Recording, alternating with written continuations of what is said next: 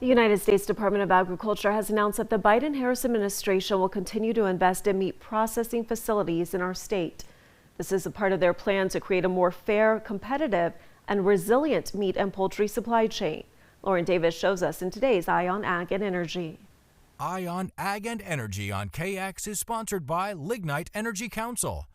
The goal of the USDA rural development is to improve the economic opportunities and quality of life for rural Americans and tribal communities. The federal government is investing $89 million in grant money as a way to dedicate resources to expanding independent processing capacity. North Dakota will receive some of the money. When you are able to target those funds into what few processors we really have and to try to expand the capacity of the ones that do exist in North Dakota, we can support North Dakota producers, we can support North Dakota consumers, and hopefully the goal, of course, is to fill that gap that we really noticed in our food supply chain, especially during COVID. USDA Rural Development awarded the Lewis and Clark Development Group $5 million to support expanding meat and poultry processing in North Dakota. This is in addition to the $10 million that was previously awarded to establish a revolving loan that supports producers, processors, and consumers in the state. We also know that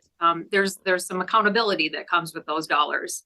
And sometimes that level of accountability and the technical expertise that sometimes comes with applying for grant programs is difficult for some. So having those funds available through a partner like Lewis and Clark Development Group, for example, make it more accessible and more affordable. The development group will use the funds to increase capacity and diversify our country's food supply while also furthering economic opportunity. And OAN says supporting local facilities also benefits consumers in the long run. We know that there are a couple companies nationwide that have really monopolized that important part of the food supply chain.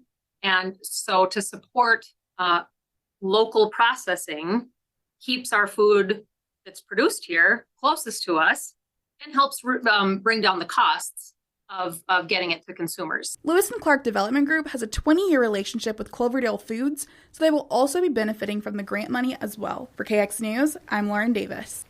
The funds will support Cloverdale Foods' plan for growth over the next 3 years, which in turn is expected to create 225 jobs.